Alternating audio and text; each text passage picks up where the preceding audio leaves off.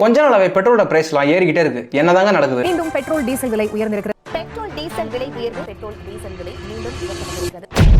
Hello tears, after independence நம்மலாம் டிரான்ஸ்போர்ட்டேஷனுக்கு vehicle அதிகமாக use பண்ண ஆரம்பிச்சோம். அதுக்கு பெட்ரோல் யூசேஜ் அதிகமாக தேவைப்பட்டுச்சு. இதனால தான் க்ரூட் ஆயில மற்ற கண்ட்ரிஸ் கிட்ட இருந்து இம்போர்ட் பண்றோம். ஆனா இப்போ நடக்கிற வாரனால பெட்ரோல் அண்ட் டீசலோட பிரைஸ் எல்லாம் ஹெவியா ஏறிட்டு இருக்கு.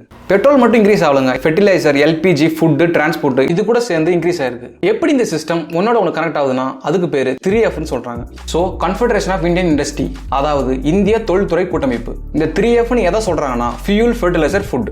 இப்போ நம்ம க்ரூட் ஆயிலும் நேச்சுரல் கேஸும் அதிகமாக இம்போர்ட் பண்ணுறதுனால ப்ரைஸும் அதிகமாகுது. நேச்சுரல் கேஸை வச்சு ஃபெர்டிலைசர் நம்ம செய்யறதுனால ஃபுட் செயினும் டேரெக்டாக பாதிக்கப்படும். எப்படின்னா ஃபார்மிங் பண்ணுறதே நம்ம ஃபெர்டிலைசர் வச்சு தான்.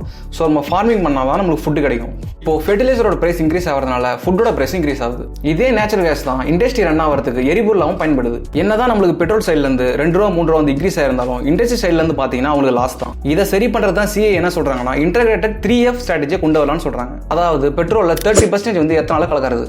அது மட்டும் இல்லாமல் ஃப்ளெக்ஸ் ஃபியூல் வெஹிக்கிளும் கொண்டு வரலான்னு இருக்காங்க. எப்படின்னா அதில் பெட்ரோலும் யூஸ் பண்ண முடியும், எத்தனாலும் யூஸ் பண்ண முடியும். இது ஏற்கனவே பிரேசிலில் வந்துருச்சு. அதை இங்கேயுமே இன்க்ளூட் பண்ணலாம்னு சொல்றாங்க. இதனாலேயே மக்கள்லாம் கொஞ்சம் எலக்ட்ரிக் பைக்ஸ் நோக்கி போயிட்டு இருக்காங்க.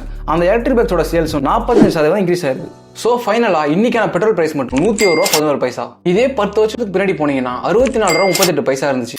ஸோ டியர்ஸ், இந்த வார் முடிய வரைக்கும் பெட்ரோல் பிரைஸ் அன்பேலன்ஸாக தான் இருக்கும். இதை பத்தி நீங்க என்ன நினைக்கிறீங்கன்னு மறக்காம கமெண்ட் பண்ணுங்க. இந்த மாதிரி இன்ட்ரெஸ்டிங்கான கண்டென்ட்டோட நெக்ஸ்ட் வீடியோ பார்க்கலாம். மறக்காம ஃபாலோ பண்ணி சப்ஸ்கிரைப் பண்ணிடுங்க.